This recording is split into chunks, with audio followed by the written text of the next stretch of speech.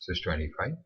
So we substitute here, and x is the only unknown, which no big deal finding it. We know y and x relation, so we can work out y. And therefore xy coordinates are x is equal to 1.41 and y is equal to minus 0.66. Look at third problem.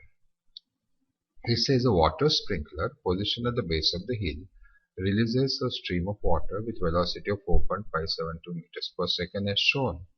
Determine the point B, whose coordinates are xy, where the water particles strike the ground on the hill.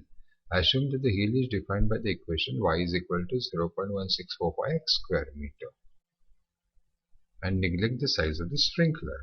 Well, here is a pictorial representation. We want to find a coordinate of point B, which happens to be on the projectile path as well as this curve, and therefore all we have to do is write equation of the curve, which is already given to us, y is equal to 0.1645 x square, and write equation of the path, which is y is equal to x tan alpha minus half gx square upon u square cos square alpha.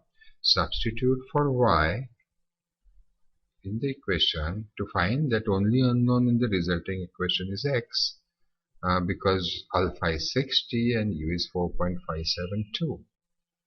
And solvable situation, we get x as 1.57. We already know the y and x relation, so y comes up to 0.405. So what are the coordinates of B?